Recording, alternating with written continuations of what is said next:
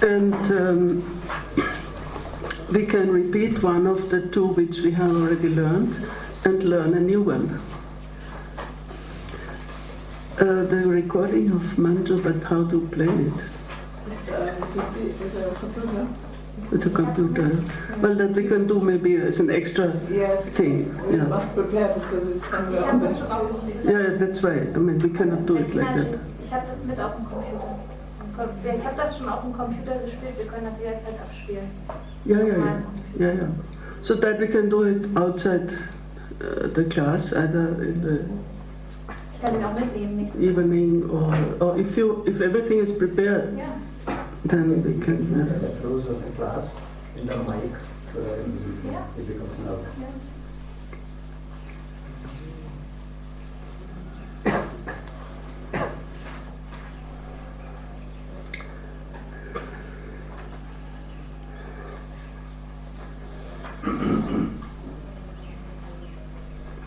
Agata Samshayam Bhuti.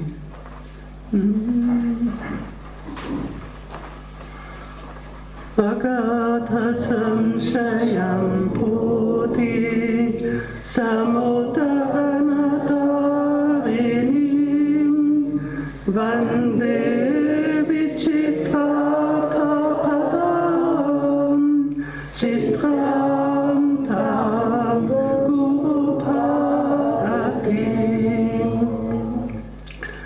Agata Samshayam Bhuti Samudavanatorinim Vande Vichitrapadam Chitram Tam Guru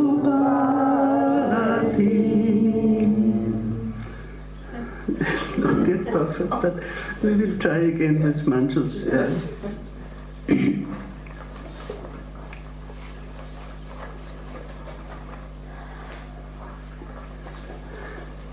But still I would dare to try another one. That is Vishranti. On the second page.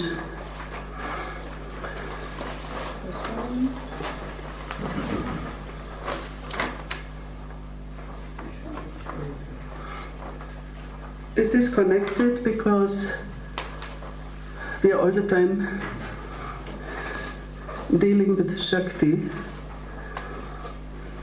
and this is a beautiful quotation from some other text, Mahanaya Prakasha, that the Supreme Goddess is Vishranti, repose, because we had this root sham, all the time sham, to appease, to come to peace, to come to rest. And she is that state of appeasement, of rest, of repose. And she is beyond or free from time and any other conditioning. And she is the abode of consciousness of everybody, whether with thought or without thought. So it's not only in a state of nirvikalpa, even in the state of savikalpa, it is she who is present. Vishranti Paramati Kalopati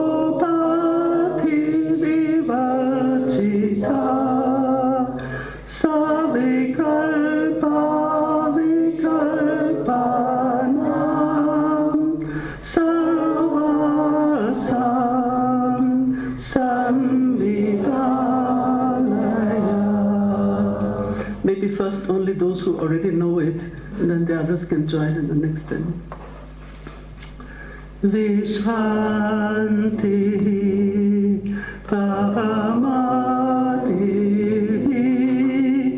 Kalopati Vivachita Savikalpa Vikalpanam Sarvasam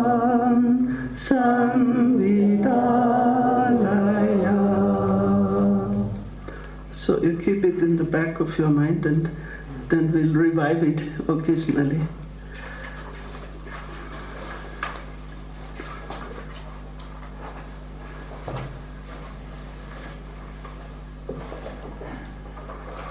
I don't need to repeat or to say what I maybe have not yet said, that here our Guru is the text.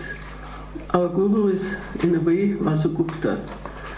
So, to listen carefully first to the words of the Guru, and then, of course, we have to connect it to our own experience and so on. That's also very important.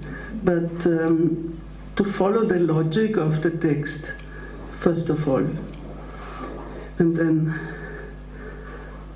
establish the connection.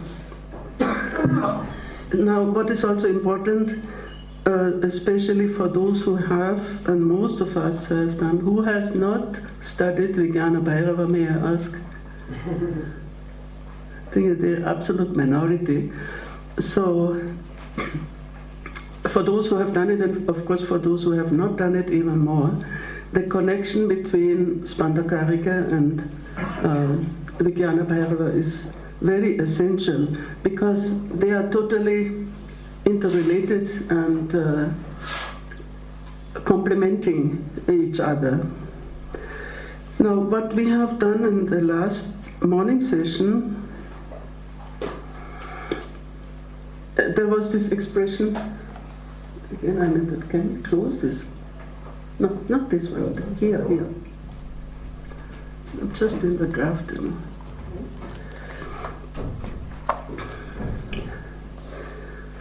We had a few verses were connected with what we have done. We had this expression adarat, with great respect, with great care and attention.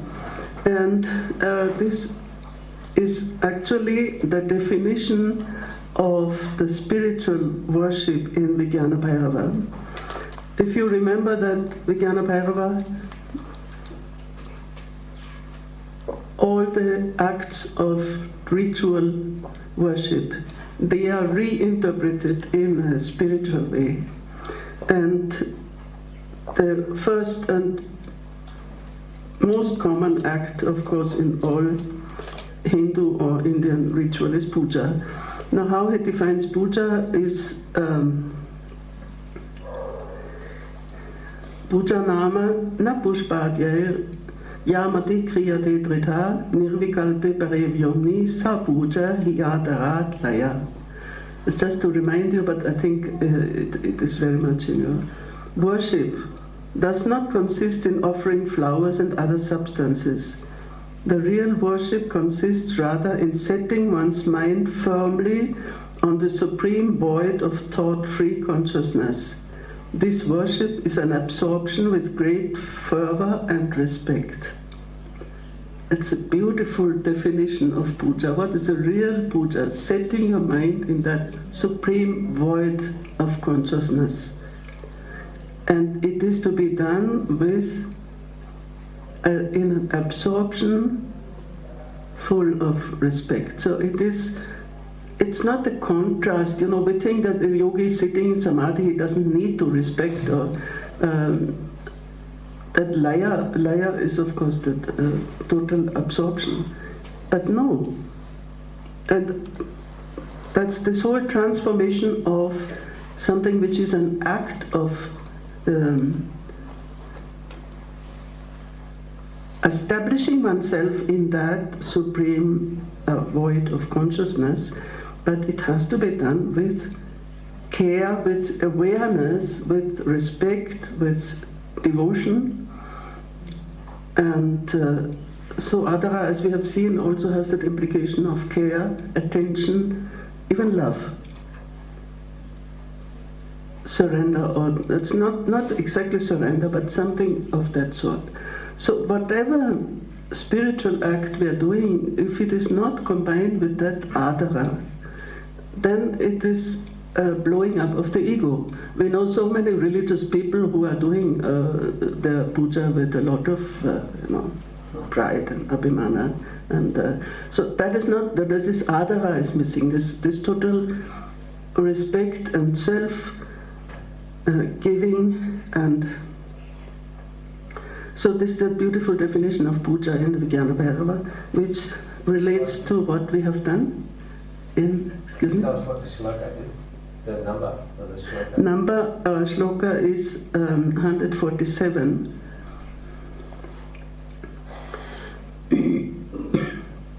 Then there was another, I was reminded of another verse of the Vijnana Bhairava, that is 97, where Jaidev Singh had added something, and I said to remove that. See what remains. Where was it in there? In verse 5 in our Spanda. This is at the end, Tat asti paramartata. That only exists in reality. And there's something very similar in Vijnana Bhairava. It's a different kind of practice, but you can relate it very well. Verse 97, who am I when neither my will nor my knowledge has arisen? I am this in reality. And neither my will nor my knowledge has arisen. This I am in reality. Having become that, one should be merged in that, and one's mind should be identified with that. And that means nothing, because neither your will nor your knowledge has arisen. So this is like the question of Ramana Maharshi. Going back to who is that I asking, and who is that, from where this will arises. So here also it is this, whatever remains, when neither my will nor my knowledge has arisen. So to go back to that state of emptiness, it's not an easy thing, but it is absolutely necessary to enter into that. Which is that shloka? Shloka 97.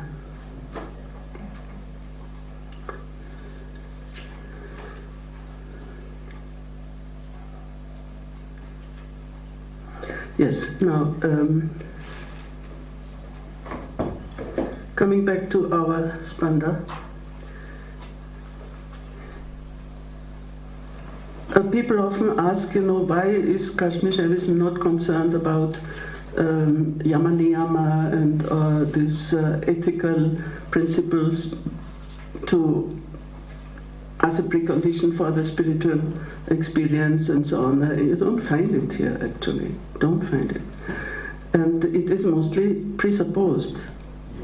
And of course, the real guru, he will not initiate any disciple who does not have the ethical, moral and human and qualities fit for going on that path. And that path is a mystical path, you cannot help it. And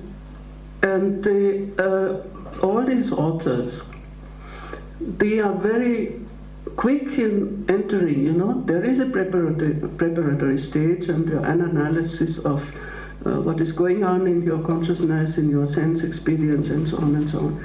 But then the movement is very quick, and that requires really very subtle awareness of. Otherwise, you think there is a jump. It is jumping now from the sense experience to the highest. But you cannot help it. This is the whole tradition. The whole tradition is one of sudden enlightenment. And it's a tantric tradition. And tantric means there are so many shortcuts in tantra. You don't have to go through very complicated, the rules and regulations of the Dharma Shastras, of the all kinds of regulations, which we have already seen that they are relative. But this movement is very fast, and we have to be prepared for that. Otherwise, we cannot profit, we cannot enjoy this text if we cannot enter in that spirit. So the analysis of the ordinary consciousness is very brief about the different states of happiness and unhappiness, and analyzing. In one was, what is that underlying thread connecting these states? I'm happy, I'm unhappy, and so on. And that can be, before going to the ultimate Shankara consciousness, that can be the Puryashtaka. Puryashtaka means that psychic body which consists of the senses and the mind and the intellect and the ego sense. But in the next verse he already denies, when he says, no, I am neither, there is neither suffering nor happiness, there is no object or no subject, and not even the state of confusion, verse 5. Now, in the morning we have done 6 and 7, which analyzes the activities of the senses. And there are 2 levels of the senses. Karana means literally the instruments, because the senses are our instruments. The organs, sense organs, which are as such. Can you close the door? Thank you. The organs are lifeless in themselves unless they become animated by the energies of each sense organ, and they are called Karaneshvaris. Now, this is not a new invention of the Tantras, because already in the Upanishads we have the idea of the Indriya Devata, that the sense organs are divine powers. So it's already from Atharva Veda Upanishads, this idea is there. So it is not only in Tantra, of course, this idea is used in a different way and in a different practice. And that again, coming back to the Vijnana Bhairava, there are so many dharanas in the Vijnana Bhairava which make use of sense experience in order to enter into that energy which is at the bottom, behind the sense experience. And then we have that beautiful verse about the peacock feathers, which is the classical verse on the senses, although it's very symbolical, like the mandalas, the wonderful, colorful mandala means circles, concentric circles of the peacock's feathers. And in the same way, the senses are compared to that.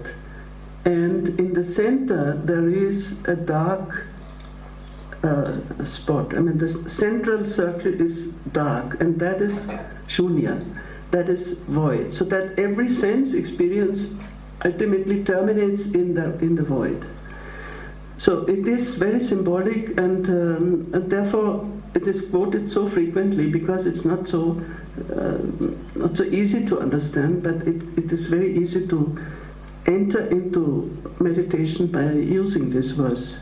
That is, I think, was, for those who want to know, 36, if I'm not wrong. 30.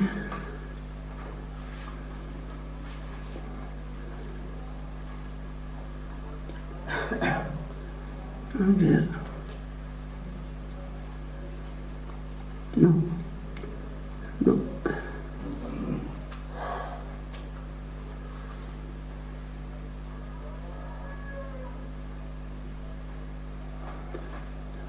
32 maybe. Yeah, 32. By meditating on the 5 voids of the senses, which are like the various colors of the peacock's feathers, the yogi enters the heart of the absolute void. That's a beautiful meditation. So here we stopped at the point of the Karaneshwaris, and the important expression which comes here at the end of verse 7, Svatantrata yata svatantrata tasya sarvatra iyam akritrima. That unartificial means absolutely spontaneous. Yes, the translation spontaneous is very correct also for agritrima. Spontaneous, it's not made, it's not created. That totally free, spontaneous or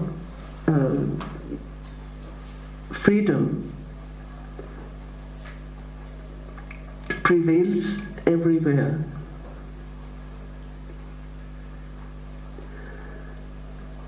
So here there is a transformation of the sense experience into that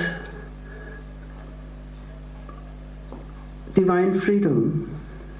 I'm not going into the commentary is very long, but I'm just selecting from the commentary, because I would like this afternoon, if we are lucky, to reach at least maybe verse 10.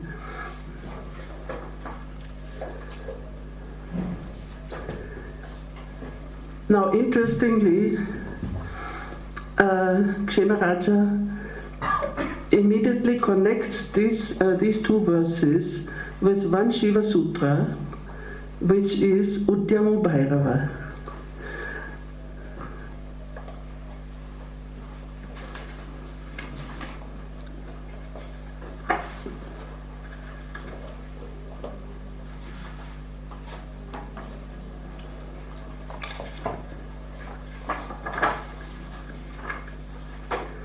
Now, Udyamo Bhairava is one of the most fantastic sutras of the Shiva Sutras, and as we talked about the brevity of the sutras, I mean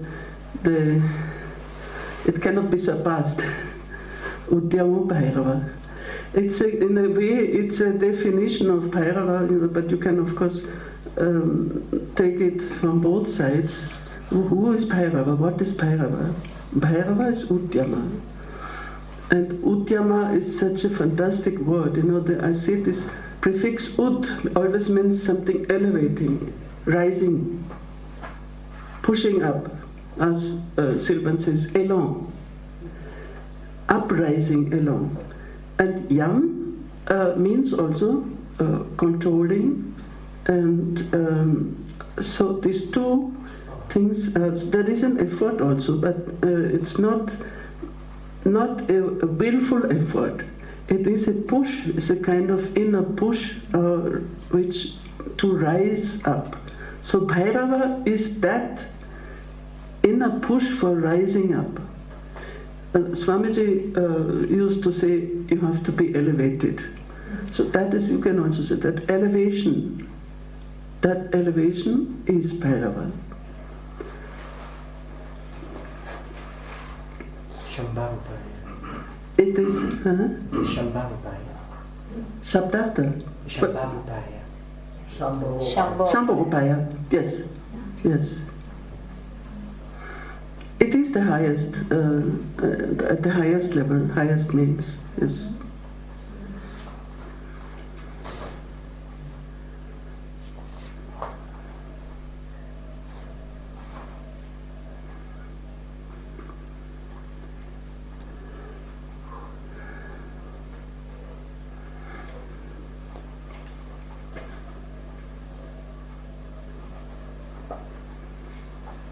Then he quotes in the commentary to the Shiva Sutra 1.5, he quotes the Malini Vijaya Tantra. The penetrative, inescapable state of trance which absorbs your individual being is called Shambhava Samavesha. That's what he said. Because of the elevating infusion of power from the Master, this Shambhava Samavesha is experienced by one who is capable of keeping away all thoughts and impressions. So nothing less than that. Our masters explain this verse in this way: when you are capable, then your master will uplift you. If you're not capable, he will not be successful in carrying you there. This means you must be capable of absorbing this kind of awareness. And then he quotes Swachanda Tantra. O Parvati, all mantras are successful for the one who contemplates on his own self as one with Bhairava, because he is always one with that awareness of consciousness, etc.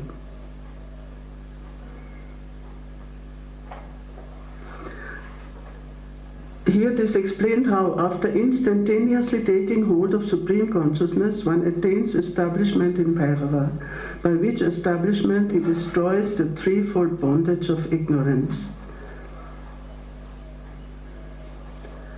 So this instantaneous, Udyama has this implication of this suddenness also, that sudden elevation. It's not a gradual process. It's not krama, it is akrama. Yet it is controlled. I have already health tea. This is some other idea. So this was the commentary on the Shiva Sutra.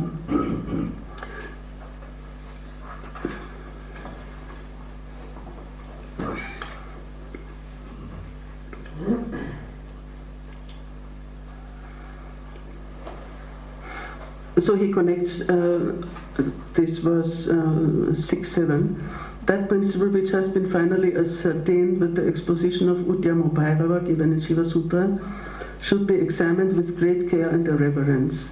That principle should be examined as the cessation of all differences, and so on and so on. The innate freedom in the form of Spanda, known to everyone through self-experience, being one's own essential nature, identical with Shiva, is manifest everywhere, both with reference to the sentient and the insentient. And he goes on to the group of senses. Now we come, for those who have the book, page 54, last para, and 55.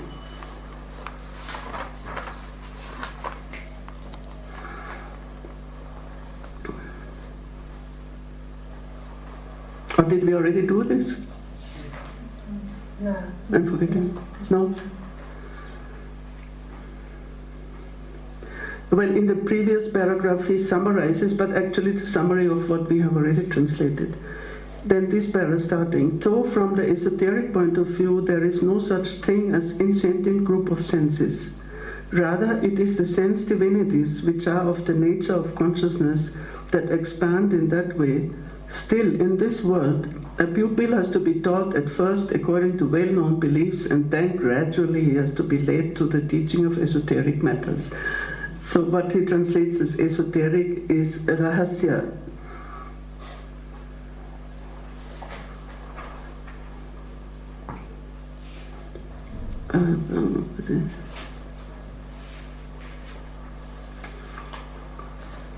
Thus one should be, by watching carefully the group of one's own sense divinities presiding over the functions of forthgoing, etc., of the sense organs, carefully examine one's essential self, identical with Shankara, who impels both the group of senses and the group of sense divinities. This is also implied by the above teaching, that the yogin, in acquiring his essential nature, will also acquire its natural freedom. This is very, very important. And then he quotes Alexandra, Shiva Sutravali. Is it here? Oh, sorry.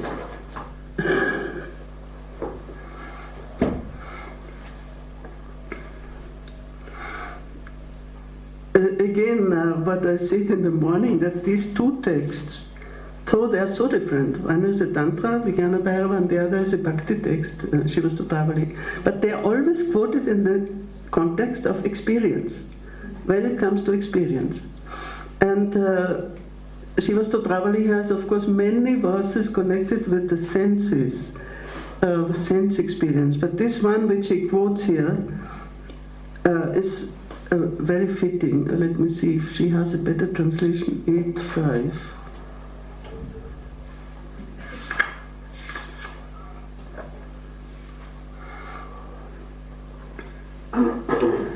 the sense faculties, full of delight, be attached to their respective objects, but may there not be, even for an instant, any loss of the joy of your non-duality.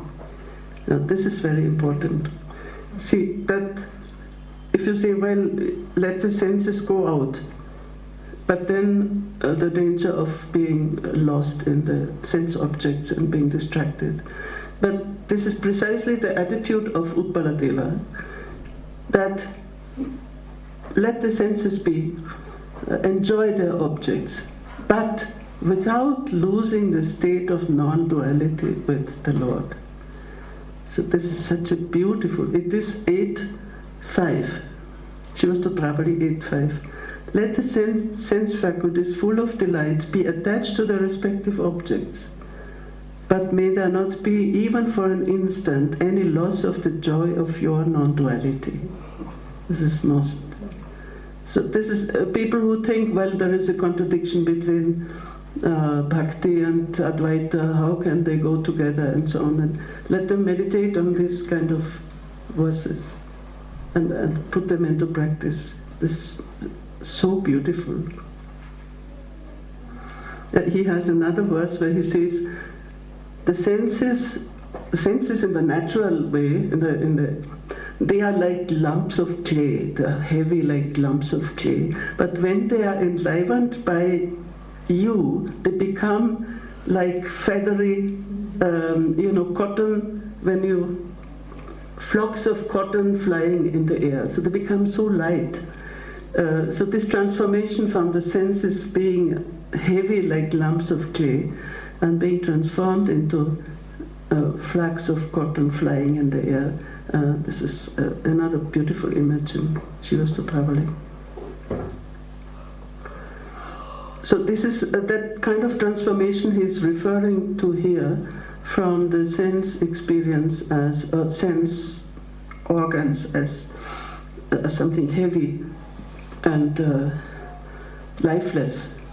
Exactly, actually that would be an ideal illustration for what he is going to say, because the sense organs being jara, being lifeless, and they come alive through the Karneshvaris, through the energies which make them light like cotton.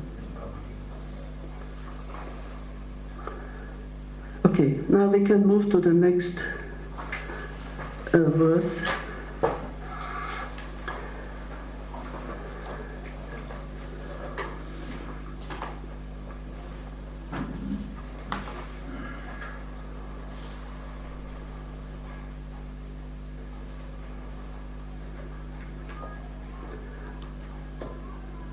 As usual, Chimaraja gives it in introduction to the next verse.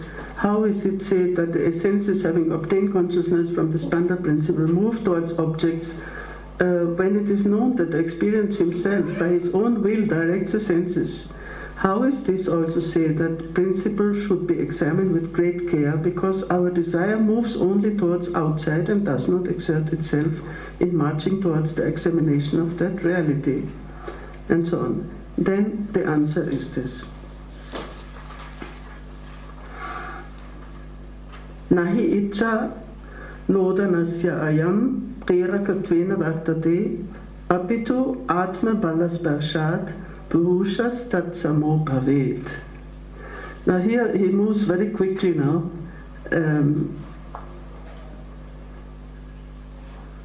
The empirical individual. Now Purusha in Shaivism is the limited individual. It's not like in Sankhya or Yoga or Upanishads. The empirical individual cannot drive the goad of desire, Icha nahi icha nodanasya ayam kārikātvena vartate. But by coming in contact with the power of the self, he becomes equal to that principle. Now let us see Marx Translation.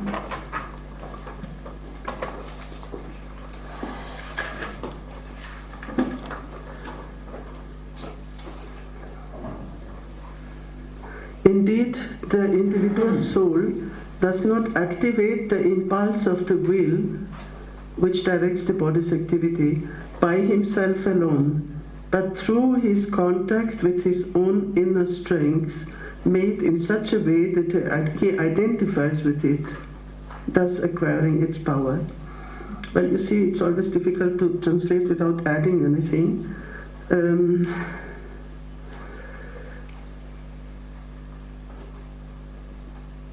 It's a very, very important topic, the topic of the will.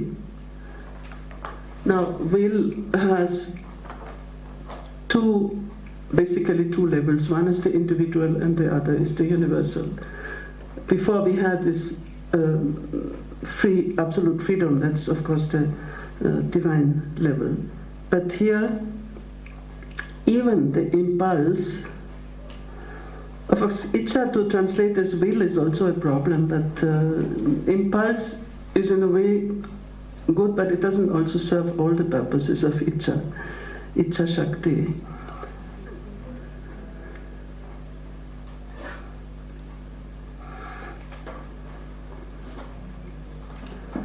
So the individual soul, by its own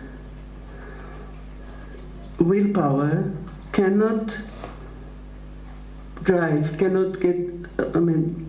activate his own energy. So, and it is, and then, the second line is so important, Atma Bala Sparshat. Now, Atma Bala, we have seen the synonyms of Spanda. One of the synonyms is Bala, strength. So Atma Bala actually means also the power of Spanda. And Sparsha, now one of my PhD students, he has written a thesis exactly on this, Shakti Sparsha, the touch of Shakti, it's published. And I gave him this passage, I said, please, and then he wrote that thesis.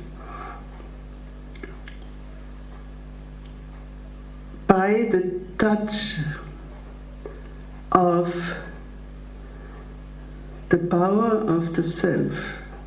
Now, Atma is here not meant in the sense of Vedantic Atma. It is not any. It is one's own energy, but one's own, of course, in the sense of Svasvabhava, as we had it before, that Shankara, his own nature. But Bala is, of course, a synonym of Shakti, also simply. And that's why he says also at the end, if all the senses are to be denied, why especially touch? Why the sense of touch? In some systems, the sense of touch is supposed to be one of the lowest. But precisely in Tantra and in this tradition, Sparsha is the highest. And if you analyze, that's why I gave a lot of these texts to Ernst writing his thesis. If you analyze again the Shiva Stotravali, where he speaks of touch, the touch, and this is the highest experience. So, like in mysticism, the senses are always used, but in a different way than what we normally in ordinary experience, we think touch is one of the lowest sense organs. Why not sight? Why not hearing? But no, and sometimes also smell. But touch is, in all these mystical experiences, is the highest sense perception. Of course, at another level. So this is a very central. Now how this touch, and then we were discussing also, means who is touching whom? Is the divine touching, or is that or is he touching? Because it's not. It's open. It is open. Of course, in the sense of grace, it is that being touched and not touching. Is it a literal But touch? it's not in a passive. It's literal touch. No. No. But it's all the spiritual. See, all the sense. First of all, without speaking through the sense language, we cannot express anything. And then, if you consider all the senses, it's precisely touch has been selected for the highest mystical experience. But that touch, of course, it is described also in some other texts. It is antarasparsha. It's an inner touch. It's nothing physical. Antarasparsha, that inner touch.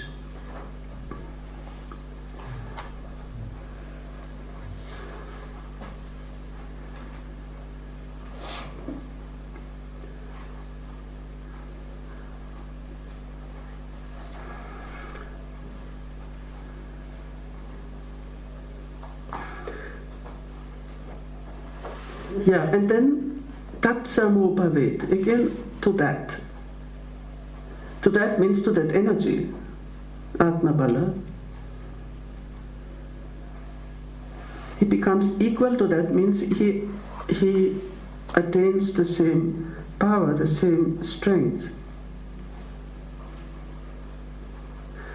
He becomes equal to it by the contact, that is, by the entrance into him, to some extent, of the power of the self which is consciousness and which is of the nature of Spanda. The sense is that the sense group, even though insentient, acquires sentiency by the consecration of the drops of blissful sap of eye consciousness. This is a beautiful expression. Ahanta rasa Vibhuda Abhishekat Chetanopi Chetanatam Asadayati Eva. Abhisheka, you know what happens in Abhisheka, in a Shiva Linga, you know, that just drops, only drops.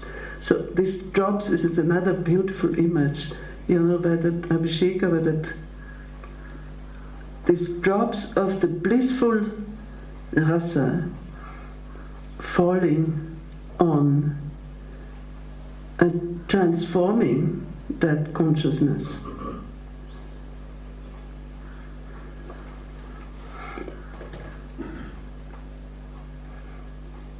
Thence that Spanda principle not only moves the senses, but rather by infusing consciousness into the supposed experience, makes him capable of effecting the movement, etc. of the senses, by virtue of which he is full of the erroneous conception and so on. He himself is nothing without the infusion of the Spanda principle into him. Of course, Kshemaraja all the time says Spanda principle, and although the text has not yet used the word.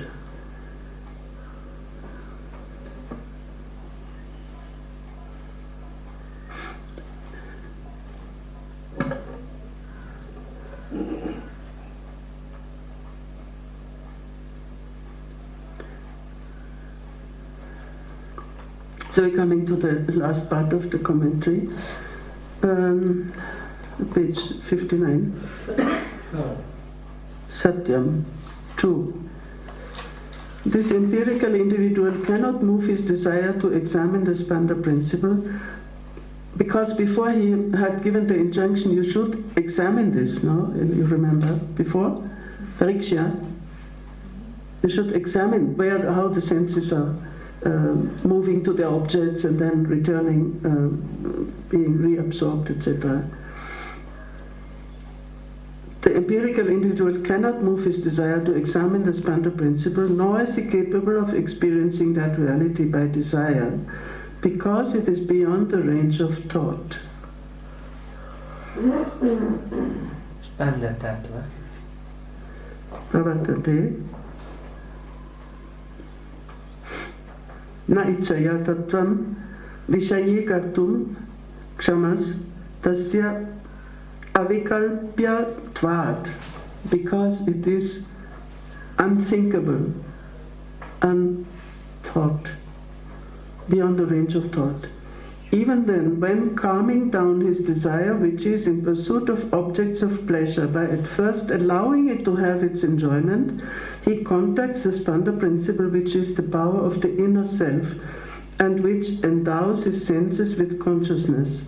Then he becomes equal to that Spanda principle.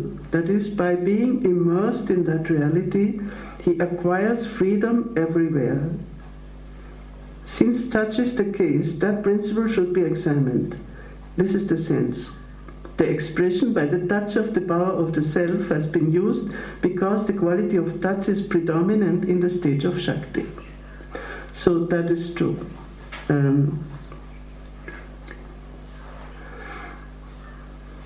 Now here, the whole, actually this is maybe the crucial point of the whole of Tantric spirituality.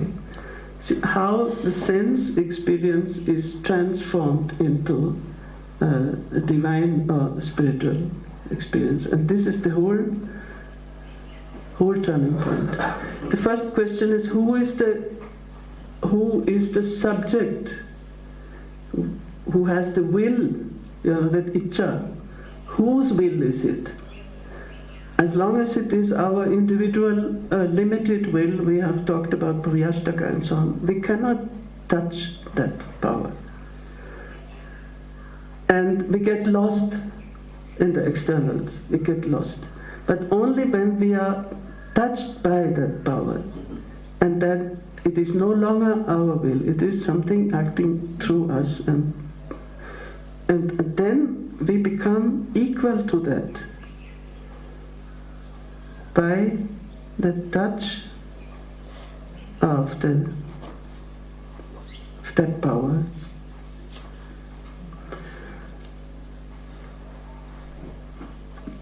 So as we have seen in Utpaladeva, that first he lets his senses go out, but at the same time he says, but not for an instant be separated from the state of your non-duality. So that is why, unless you are merged in that, you cannot experience that, or you will be gone, And that's why, even realistically speaking, some of the people who are pretending to be tantrics and who think that they can let their senses go, but it's a total illusion, because it can lead to an illusion, unless there is this total non-duality and this total immersion, and as he says in Sanskrit,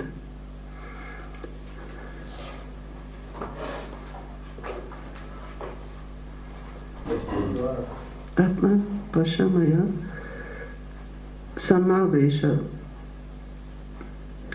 Samaveshat. That's why Samavesha is our central, that total immersion, total absorption. Yes? Is there a contradiction here in what you just said? Let my senses see everything, but be immersed in non-duality. Part of the commentary said that my will can take me thus far, then it has to be the touch of divine to take me that further distance away. So, how do you reconcile these two? On one side, I'm supposed to use my senses, but yet remain immersed in the divine. On the other side, I think the part of the commentary says that I cannot touch the divine unless the divine touches me. So, how do you reconcile these two? But you see, that's a matter of experience. Once you have that experience, you will know that your senses will become intensified.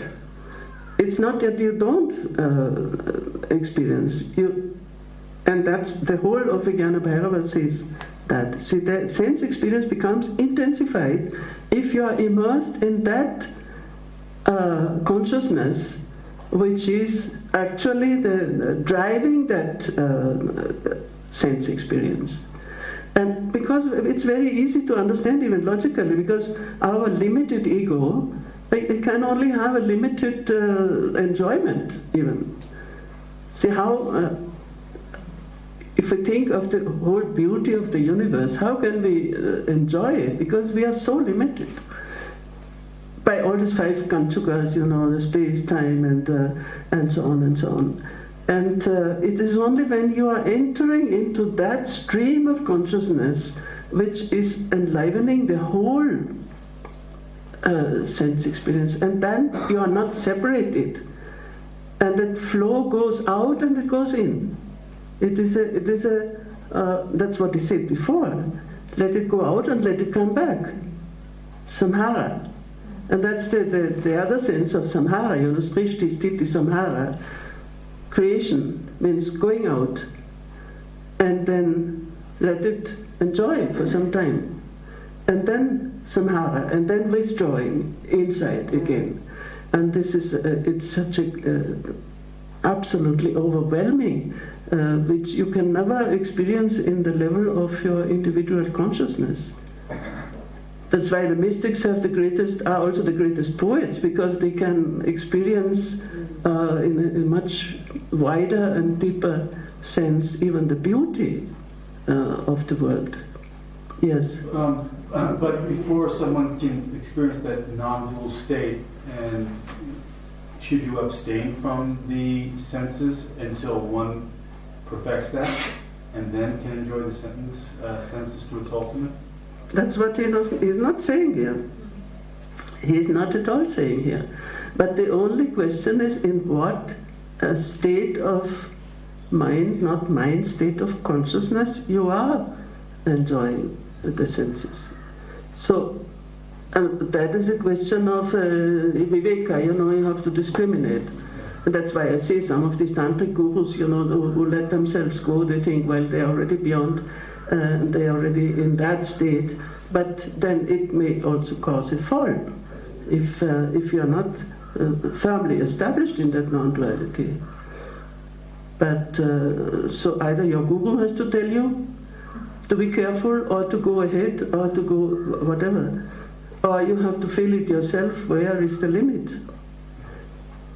But in the spirituality of Vijnana Bhairava, and in the whole school, that's what the great scholar Sanderson calls the prescription of intensity. It's not nothing else is prescribed, only intensity. So you don't say that, don't look outside, it's just distracting you. No, you look with greater intensity. And the greater the intensity, you lose yourself. Yeah. And then this will happen by itself.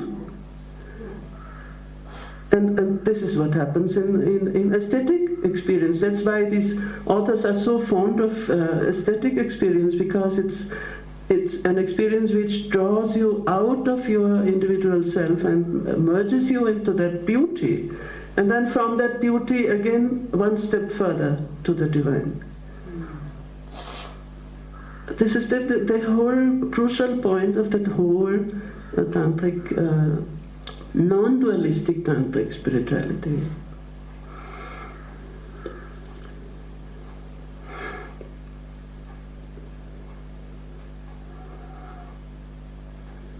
So many of the verses of Shiva Stotravali, as I said, can be analyzed in this light, and many verses of the Vijnana Bhairava can be practiced in that way. Where even, there are two verses on sexuality, and it's absolutely the same line.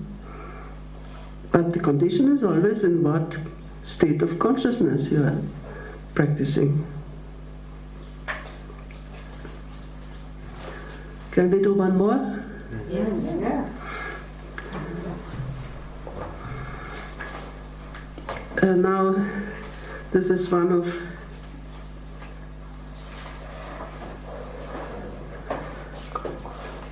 sorry.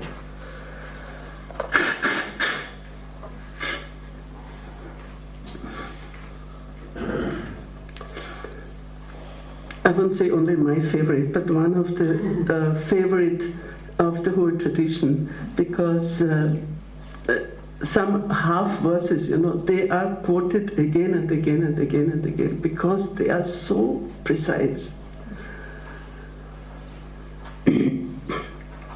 So while introducing, do you need some light? It's a little dark. No.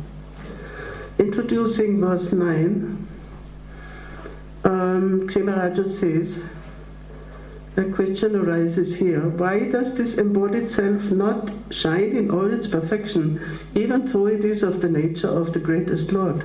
Why does it require the touch of the force of the inner self, the expedient par excellence? In reply to this question, the author says, Nicha Shuddhi asamartasya kartavyeshu abhilashina yada kshobha praliyeta tada syat paramam padam. Verse 9, page 60. So let us first read Marx Translation.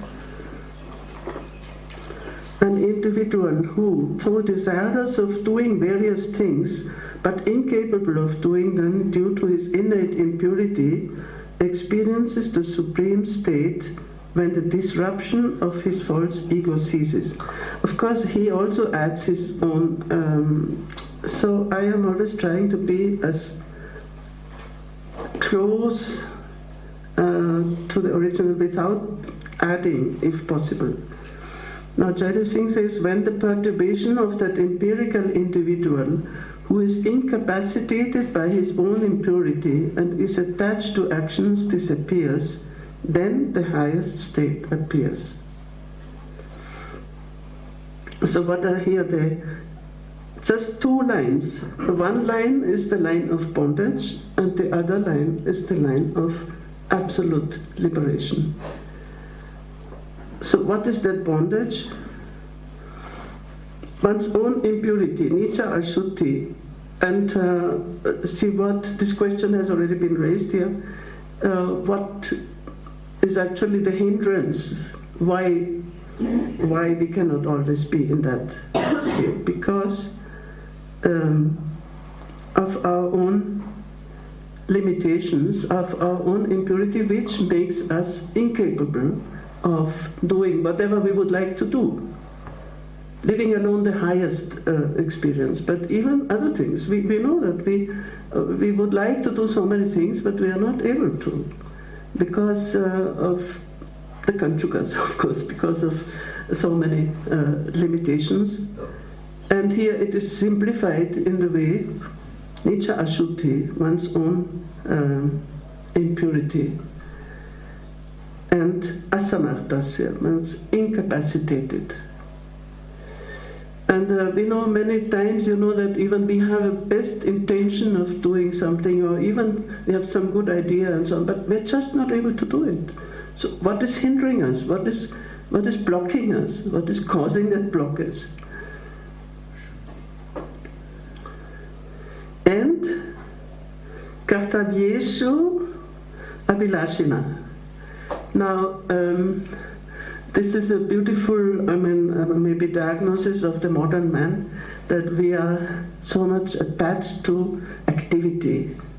I have to do this, I have to do that, and I have this duty and that duty, and that makes us also very important, because we are so busy. These televalas, they're all the time on the run, and if they are not, even if they're sitting in the traffic jam, still they're busy with their mobile and everything. So this is what we call sometimes workaholic, or this constantly attached to activity. So that's one of the greatest hindrances. You cannot calm down and come to your own self. And sometimes, the Sanskrit has such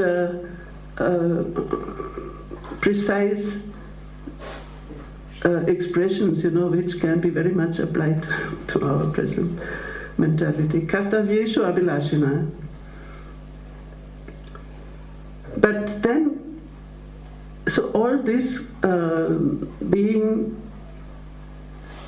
incapable because of one's own impurity and being attached to too much of activity, all this creates what is called kshobha. Kshobha is a very important term actually in this tradition. Kshobha both negative and positive. Like everything here is negative and positive. It's nothing is purely negative. Kshoba means agitation, you know. So mostly why people go to psychotherapists and so on, because they are so disturbed. There's disturbance and restlessness, agitation. He says perturbation. That is kshoba. And that kshoba is created, is one's own creation, by one's own impurity and by one's own attachment to activity. So it's a whole psychology contained here. But what happens the moment that kshoba comes to a halt, gets dissolved? Yada kshoba praliyeta tada syat paramam padam. The moment that agitation ends, you enter in the supreme state. You don't have to go through so many stages and so many practices and asanas, pranayama, this, that. But in that very moment you enter in the supreme state. This is one of the most crucial sentences, and in the whole tradition it's again and again quoted. Yada kshoba praliyeta tada syat paramam padam. And again, that paramapadam, that supreme state, it is not defined. It's not said that you become one with Shiva or anything. Nothing. It's just the supreme state. And that openness of expression is very often we found it in the Vijnana Bhairava also. Just what remains is the reality. Nothing remains but the reality. And here, paramam padam. So this is such a central expression. Then of course you will ask why, how does it come, that this agitation ceases and so on. But it can be instantaneous. It can be through anything. But what Vijnana Bhairava gives so many examples, you know, you are sneezing and suddenly the kshoba disappears. Or you are standing at the edge of an abyss and you look down and just that agitation disappears. So many occasions are there, so many possibilities. This is compatible with what, I mean, since you quoted the Mahabharata in the morning, it says, do not be attached to action, whereas the Gita says you've got to do your actions. I didn't quote that. Who quoted? In the morning you referred to the Mahabharata. No. The only verse from the Mahabharata which I ever quoted here was Yasmin Sarvam Yatas Sarvam Yas Sarvadashtrayashtraya. That is nothing to do with karma. I didn't quote it. I mean, these are all different levels. You see that no level is negated. But here we are kind of jumping, you know, we are jumping from that level of the agitation to the supreme state. And this is the extraordinary thing of that spirituality, that you are not required to go through all this, you know, karma. Oh, I have such bad karma, so I must be working very hard and go through so many analyses and this and that. No, it can happen in a moment. And this, I mean, it is this spirituality. There may be others which have their own value. Excuse me. So karma is not mentioned at all in Kashmir Shaivism. I just noticed this now that there's no purification of your karma. You see, I think you have already listened to some of my teachings, and it's not my teachings, it's Kashmir Shaivism, that there are three malas. So if you're speaking Nitya Ashuddhi, from where this Ashuddhi comes from three causes. One is karma, one is maya, and one is anava. So the most difficult, the impurity which is most difficult to overcome is anava. Karma is okay, you can work on your karma. Maya is not so easy, but anava is the most difficult impurity to overcome, because anava is that impurity of individuality, that you are so much identified with your own individual limitation, and that individual limitation which makes you feel imperfect. That you're always feeling imperfect, and you always want to fill that imperfection by consumerism, by this, that, so many things. That is anava mala. So that is the most difficult impurity to be overcome, and that is very subtle. It's very subtle, because we are so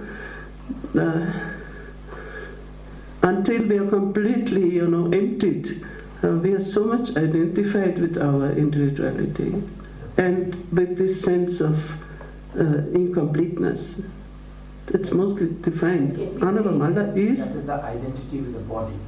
Yeah. That's the identity with the body. Yeah. Body and mind both. Body and mind both.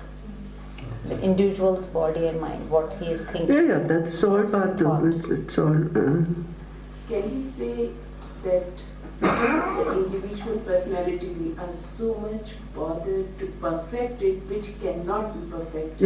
Yeah. And so we are all the time. Yeah, we are all the time busy filling a gap which can never be filled.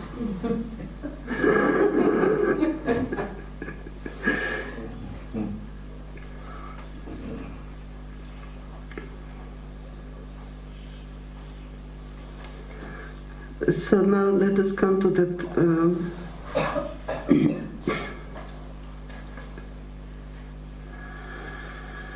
commentary.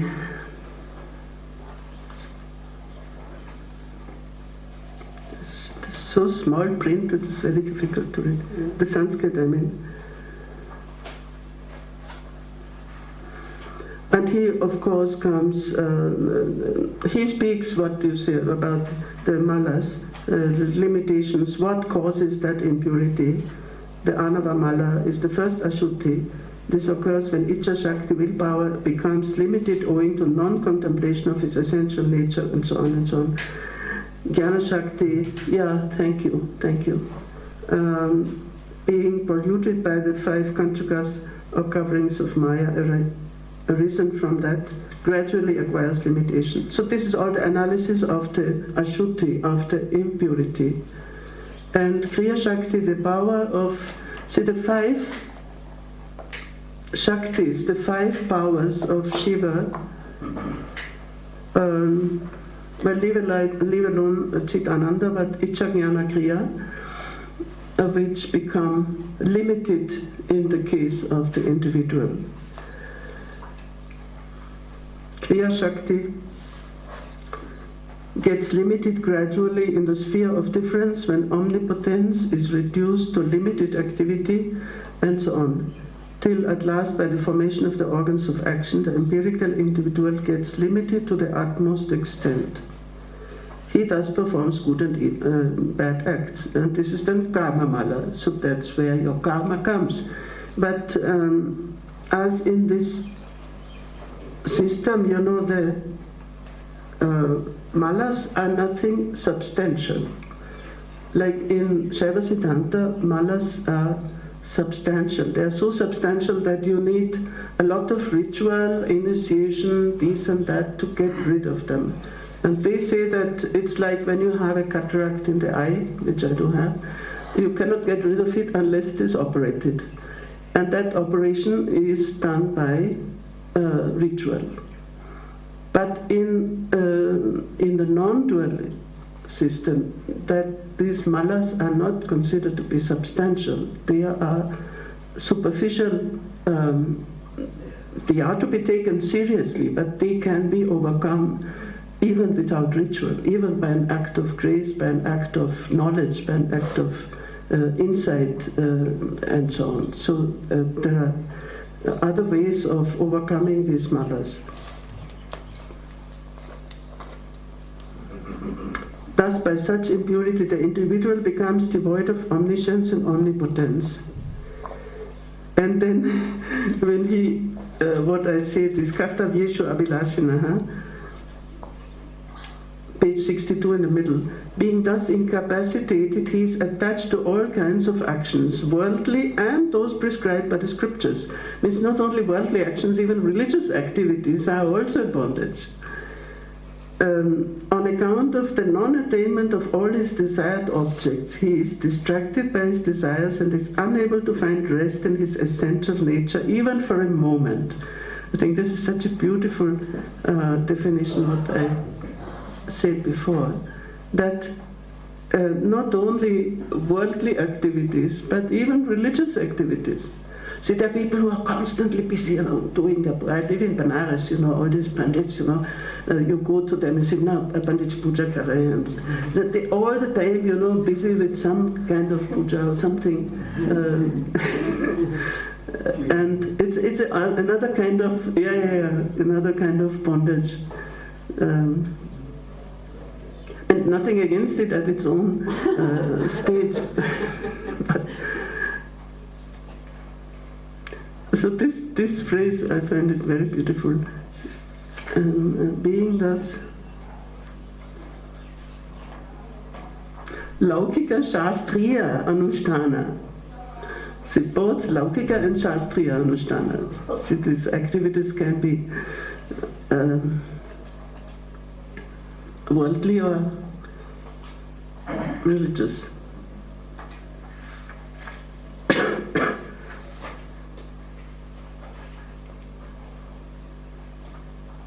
Because even, even the religious activity, a lot of religious activity without judging is also a kind of filling that gap.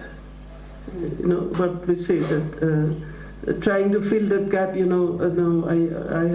or we need something, then we have to do some havan, maybe that will improve. Or so many of these activities are kind of filling that gap of unfulfilledness. Meditation. Anava. It's also anava upaya. Anava mala. Can you translate anava? Can you translate anava? Anava, can you translate it in English? Anava? Anava. Yeah. Translation. The individual. Sorry? See, anu.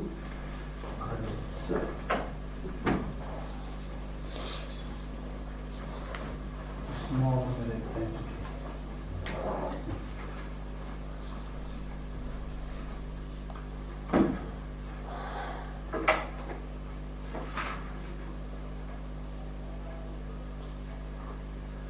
Anu means atom, means fragment.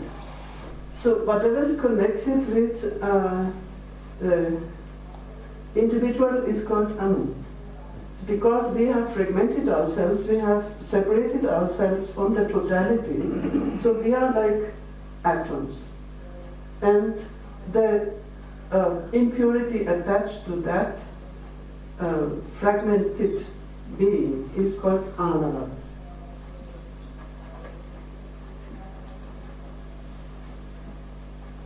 Anava, mala. That's derived from Anu, if you know Sanskrit.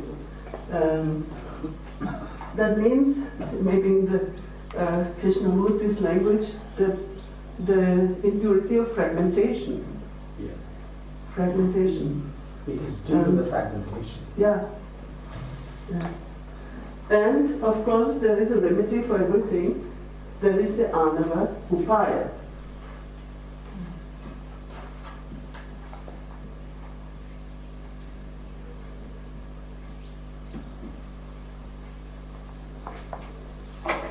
To cure that fragmentation, that limitedness, you have a means, and that is anavopaya. And in anavopaya, you can do a lot of spiritual practices are prescribed precisely to get out of that limitation, out of that fragmentation. That's this connection. I think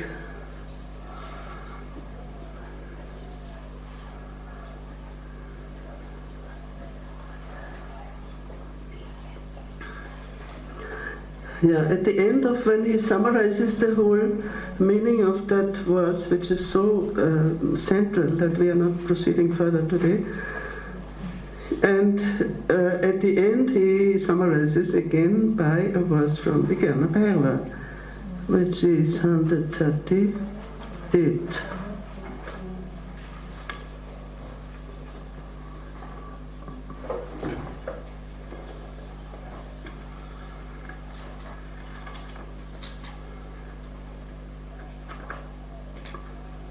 O dear one, when the mind, the individual consciousness, the vital energy, and the limited self, these four have disappeared, then the nature of Bhairava appears.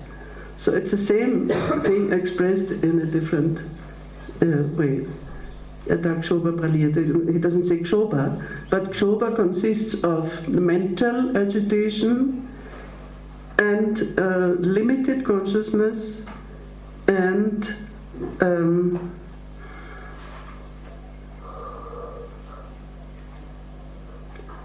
vital energy.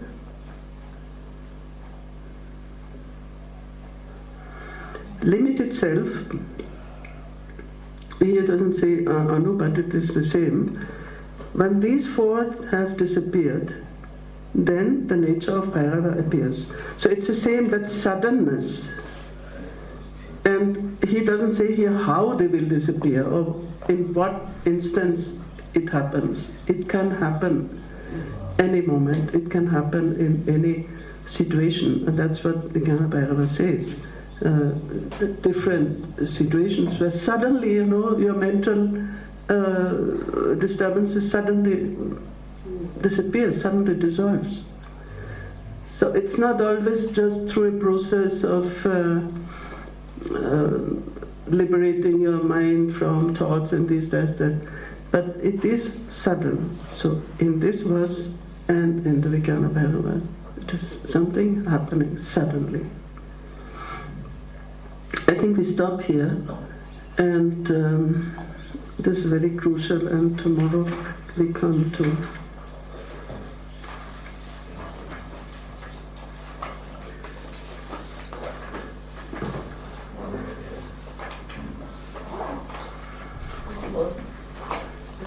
so before we, let's switch it off. Let's switch it off.